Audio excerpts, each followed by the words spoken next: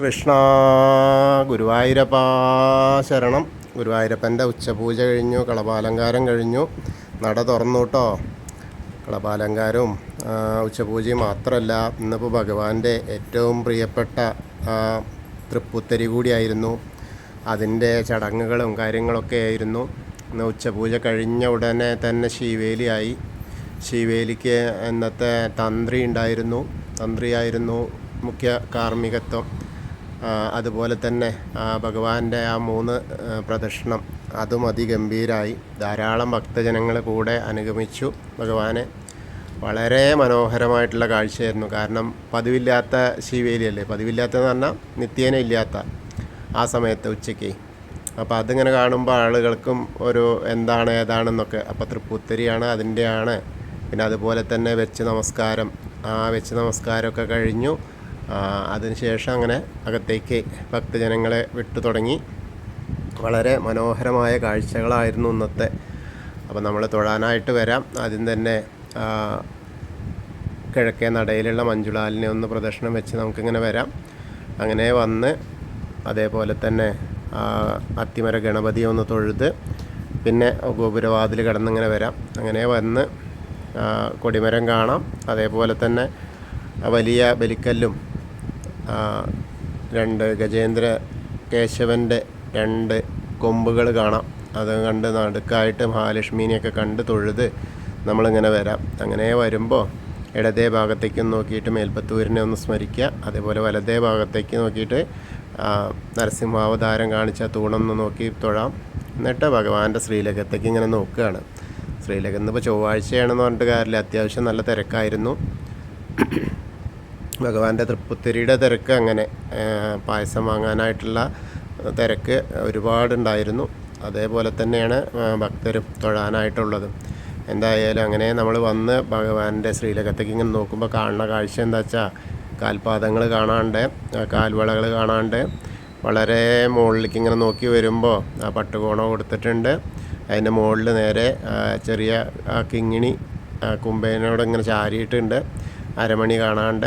അതേപോലെ മുകളിലേക്ക് ഇങ്ങനെ നോക്കിയാൽ ചെറിയ കുഞ്ഞുമ്പ് ഇങ്ങനെ വീർത്തിട്ടുണ്ട്. എന്താ വെച്ചാൽ ഇന്നിപ്പോൾ പുത്തരി പുത്തരി നേദ്യവും അതേപോലെ ആ കണ്ണിമാങ്ങയും പത്തിലെ ഉപ്പേരിയും അതേപോലെ തന്നെ എന്തൊക്കെയാണ് സ്പെഷ്യൽ എന്ന് വെച്ചിട്ടാൽ എല്ലാം കൂടിയാണ്.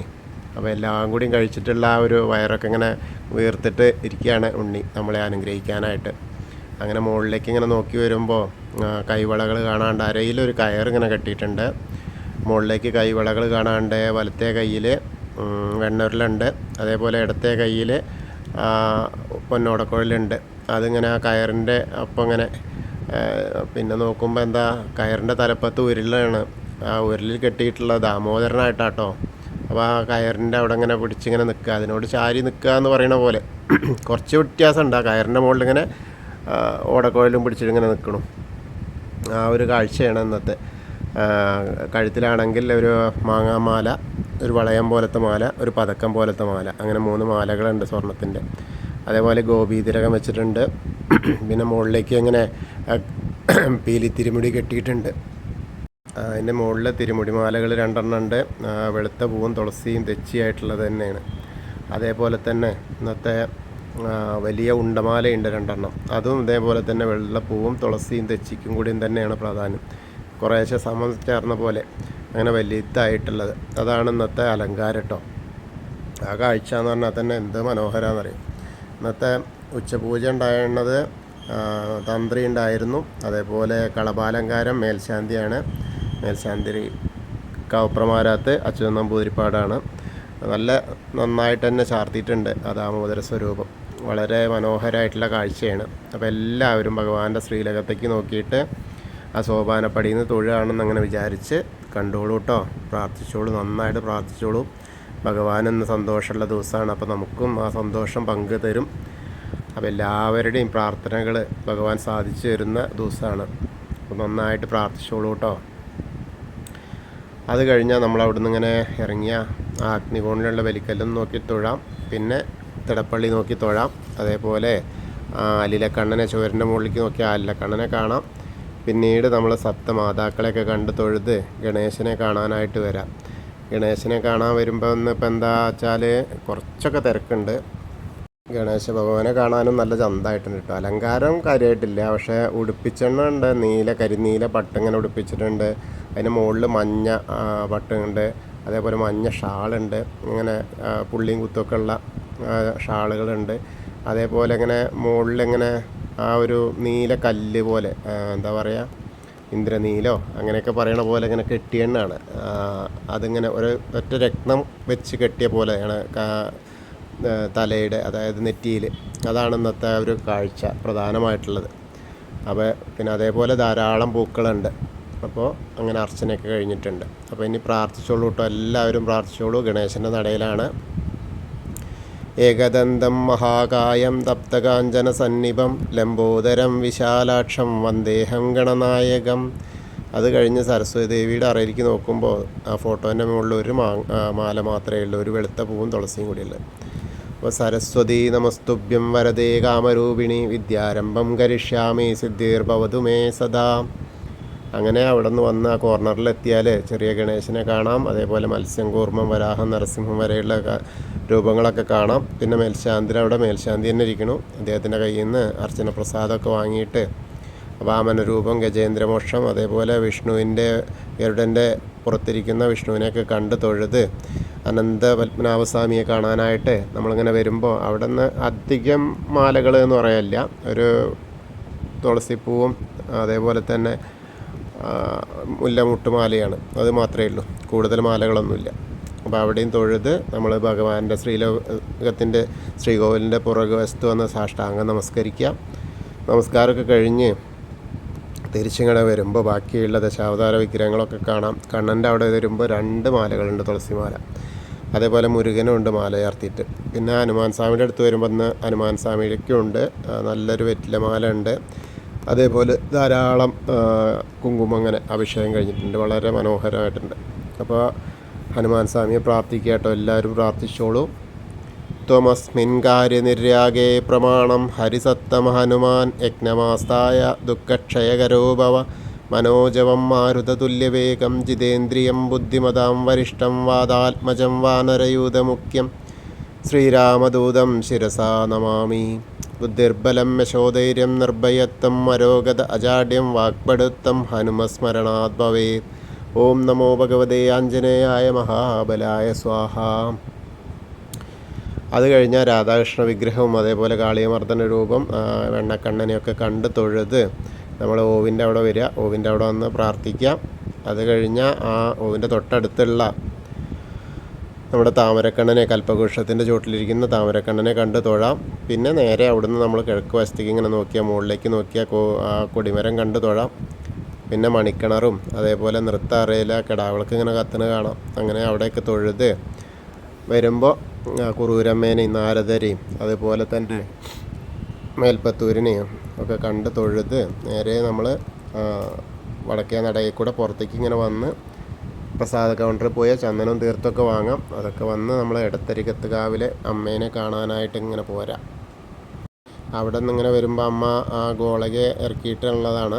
അതേപോലെ ചുവന്ന പട്ട് ഉടുപ്പിച്ചിട്ടുണ്ട്, പുറകുവശത്തും ചുവന്ന പട്ടുണ്ട്.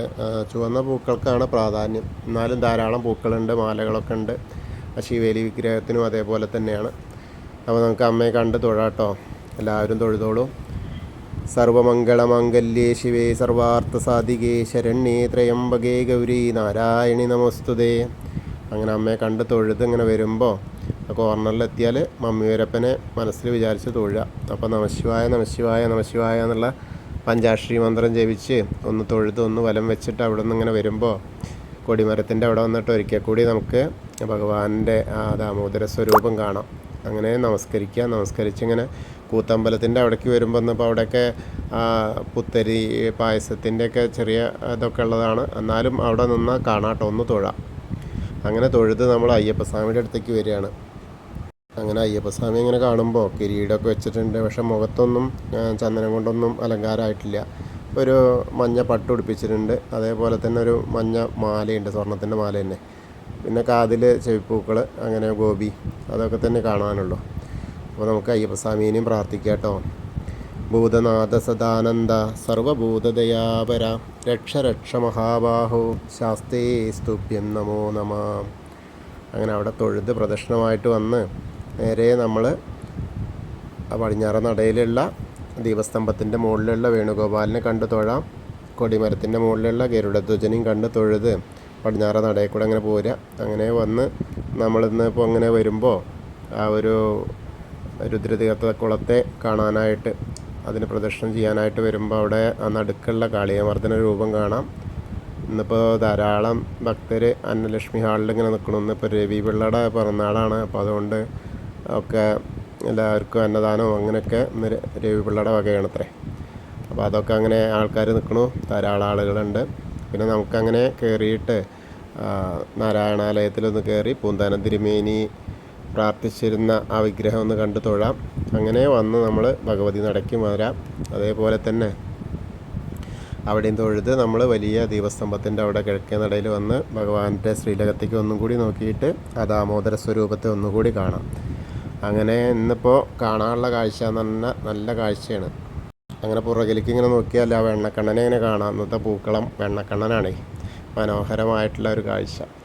അങ്ങനെ നമ്മൾ തെക്കേ നടയിലേക്ക് ഇങ്ങനെ വരിക. തെക്കേ നടയിൽ വന്ന് ആ കൂവളത്തെ ഒന്ന് പ്രദക്ഷിണം ചെയ്യാം. പ്രദക്ഷിണം ചെയ്യുമ്പോൾ മഹാദേവനും പാർവതി ദേവീനെയൊക്കെ ഇങ്ങനെ മനസ്സിൽ പ്രാർത്ഥിക്കുക. എന്നിട്ട് പ്രദക്ഷിണം ചെയ്യുമ്പോൾ അവരുടെ അനുഗ്രഹം ഉണ്ടാവും. അപ്പോൾ നമ്മൾ ഇന്നത്തെയും ഗുരുവായൂരപ്പൻ്റെ ഉച്ചപൂജയും കളഭാലങ്കാരം ശീവേലിയും തൃപ്പൂത്തരിയൊക്കെ കണ്ടു തൊഴുതു. എല്ലാവർക്കും ആ ഗുരുവായൂരപ്പൻ്റെ അനുഗ്രഹം ലഭിക്കും. കൃഷ്ണായ വാസുദേവായ ഹരയേ പരമാത്മനെ പ്രണതക്ലേശനാശായ ഗോവിന്ദായ നമോ നമ. ഇനി നമ്മളോട് പ്രാർത്ഥിക്കാൻ പറഞ്ഞ ആൾക്കാർക്ക് വേണ്ടിയിട്ട് നമുക്ക് പ്രാർത്ഥിക്കാം. ഉഷ തൃക്കേട്ട രോഗശാന്തി, അതേപോലെ ഋഷഭ രോഹിണി എത്രയും പെട്ടെന്ന് നല്ല കല്യാണാലോചനകൾ എന്ന് നടക്കാൻ വേണ്ടിയിട്ട്, ബാബു ഷീജ പൂരട്ടാതി, ആദർശ് ഉത്രാടം, അശ്വതി അവർക്ക് ആയുരാരോഗ്യ സൗഖ്യത്തിന് വേണ്ടിയിട്ട്, സുധീർ തൃക്കേട്ട അദ്ദേഹത്തിൻ്റെ മുറിവൊക്കെ മാറിയിട്ട് ആശുപത്രിയിൽ നിന്ന് വിടാൻ വേണ്ടിയിട്ട്, പുഷ്പയുടെയും ഭർത്താവിൻ്റെയും അസുഖമൊക്കെ മാറാൻ വേണ്ടിയിട്ട്, ശ്രീരാമകൃഷ്ണൻ ഉത്രം കടം വീടാൻ വേണ്ടിയിട്ട്, ഇത്രയും ആൾക്കാരാണ് പ്രാർത്ഥിക്കാൻ പറഞ്ഞത്. അതുപോലെ നമ്മുടെ കൂടെയുള്ള എല്ലാവർക്കും വേണ്ടിയിട്ട് നമുക്ക് പ്രാർത്ഥിക്കാം ഗുരുവായൂരപ്പൻ്റെ അടുത്ത്. അപ്പോൾ എല്ലാവർക്കും ഇന്നിപ്പോൾ എന്താ വെച്ചാൽ നിറഞ്ഞ മനസ്സോടെ ഇരിക്കുന്ന സമയമാണ്, നിറപുത്തിരിയൊക്കെ കഴിഞ്ഞിട്ട്. അപ്പോൾ എല്ലാവർക്കും ആ കാര്യങ്ങളൊക്കെ നേടട്ടെ. ഇനി നമുക്ക് കഥ പറയാമെന്ന് പറഞ്ഞാൽ നമ്മൾ മുൻപ് ചെയ്തിരുന്ന വീഡിയോ എന്താ വെച്ചാൽ പലരും ചോദിച്ചു വീണ്ടും താമരക്കണ്ണൻ്റെ ഐതിഹ്യം എന്താണ്, ആ താമരക്കണ്ണനെ പറ്റിയിട്ട്. ഇപ്പോൾ മുൻപ് ഉണ്ടായിരുന്നത് താമരക്കണ്ണൻ നമ്മുടെ മണിക്കിണറിൻ്റെ അടുത്തായിരുന്നു. ആ ചുവരിലൂടെ, അതായത് പൂന്താനം തിരുമേനിയായിട്ട് രാത്രിയൊക്കെ അവർ ഇരുന്ന് ഇങ്ങനെ രണ്ടാളും കൂടി കളിക്കുമായിരുന്നു. ഏകദേശം അച്ഛൻ്റെ ആ ഒരു ബഹുമാനമാണ് കണ്ണൻ പൂന്താനം, അതായത് വില്യമംഗലത്തിന് കൊടുത്തിരുന്നത്. അപ്പോൾ വില്യമംഗലമായിട്ട് ഇങ്ങനെ രാത്രി അവിടെ ഇരുന്ന്, ഇപ്പോഴത്തെ അമ്പലത്തിൻ്റെ കുറച്ചും കൂടി ഇത്രയും കൂടുതലൊന്നും വലിയ ക്ഷേത്രമല്ലല്ലോ അന്ന്. അപ്പോൾ അവിടെ ഇങ്ങനെ ഇരുന്ന് കളിക്കുന്ന സമയത്ത് സമയം പോയത് അറിഞ്ഞില്ല. രാവിലെ പുലർച്ചെയായി. കണ്ണനങ്ങനെ കളിയിൽ മയങ്ങിയിട്ട് വില്യമംഗലത്തിൻ്റെ ഇതിൽ മയങ്ങിയിട്ട് കണ്ണനും ഇരുന്ന് നോക്കുമ്പോൾ 3 മണിയാവാറായി. 3 മണിയായ മേൽശാന്തി വന്ന് കയറുമ്പോൾ പിന്നെ വേറൊരു രക്ഷയില്ല. വാതിൽ തുറന്നപ്പോൾ കണ്ണനകത്തേക്ക് പോകണ്ടേ. അപ്പോൾ അതിന് വേണ്ടിയിട്ട് നമ്മൾ ആ മണിക്കിണറിൻ്റെ അതിലൂടെ ഒരു ദ്വാരം ഉണ്ടാക്കിയിട്ട് അതിലൂടെ അങ്ങോട്ട് കണ്ണൻ കടന്നു എന്നാണ്. അതാണ് താമരക്കണ്ണൻ്റെ ഒരു ഐതിഹ്യം. ആ താമരക്കണ്ണനായിട്ട് അങ്ങനെ ഭക്തരെ അനുഗ്രഹിക്കാനായിട്ട് അതിലൂടെ കടന്നു എന്നാണ്. ഇപ്പോൾ അതെന്താണെന്ന് വെച്ചാൽ ഭക്തർക്ക്, അതായത് ഭക്തരുടെ ബുദ്ധിമുട്ടുണ്ടാക്കുക കാരണം, അങ്ങനെ തന്നെ പറയാം. കാരണം ആ ഗ്രില്ലിനപ്പുറത്ത് തൊഴാൻ വേണ്ടിയിട്ട് ചെല്ലുന്ന ആളുകൾ ഇടയ്ക്ക് അപ്പുറത്തേക്കും ചാടുക എന്ന് പറയുമ്പോൾ ആ സോപാനപ്പടിയിലേക്ക് വരിക. അപ്പോൾ ക്യൂ നിന്ന് വരുന്ന ഭക്തർക്ക് ബുദ്ധിമുട്ടുണ്ടാക്കുന്ന തരത്തിലായി. അപ്പോൾ അതിന് ഒരു മറുമരുന്ന് എന്നുള്ള നിലയ്ക്കാണ് ആ ഐതിഹ്യത്തെയൊക്കെ മാറ്റി വെച്ചു. അതിന് പകരമായിട്ടാണ് നേരെ ഇപ്പോൾ ഈ കാണുന്ന നമ്മുടെ ഓവിൻ്റെ കുറച്ച് പടിഞ്ഞാറ് ഭാഗത്തായിട്ട് ആ താമരക്കണ്ണൻ്റെ കൽപ്പക വൃക്ഷത്തിൽ ചുവട്ടിലിരിക്കുന്ന താമരക്കണ്ണൻ്റെ ആ ശില്പം എന്ന് പറഞ്ഞാൽ ആ പെയിൻറ്റിങ് അവിടെ വരച്ചിട്ടുള്ളത്. അപ്പോൾ താമരക്കണ്ണൻ്റെ ഐതിഹ്യം ഇതാണ്. കാരണം ആ താമരക്കണ്ണനെ കണ്ട് തൊഴുതാൽ ഏറ്റവും നല്ലതാണെന്നാണ്. കാരണം കൽപ്പകവൃക്ഷത്തിൻ്റെ ദേവലോകത്തുള്ള ആ കൽപ്പകവൃക്ഷത്തിൻ്റെ ചുവട്ടിലിരിക്കുന്ന താമരക്കണ്ണനാണ്. എല്ലാ ഐശ്വര്യങ്ങളും പ്രദാനം ചെയ്യാൻ പറ്റുന്ന ആ ഒരു അവസ്ഥയിലുള്ള കണ്ണനാണ്. അപ്പോൾ അതാണ് ഒന്നുള്ളത്. അപ്പോൾ അത് കണ്ട് തൊഴുക. എവിടെ ആയാലും നമ്മൾ താമരക്കണ്ണനെ തൊഴുക. മനസ്സുകൊണ്ട് നമ്മുടെ മനസ്സുകൊണ്ട് കണ്ണനെ ഇങ്ങനെ പ്രാർത്ഥിച്ചു കഴിഞ്ഞാൽ, താമരക്കണ്ണനെ പ്രാർത്ഥിക്കുക. നമ്മുടെ കാര്യത്തിന് എന്താണോ അതൊക്കെ പ്രാർത്ഥിക്കുക. അതെവിടെ ആയാലും നമുക്ക് കുഴപ്പമില്ല, നമുക്ക് പ്രാർത്ഥിക്കാം.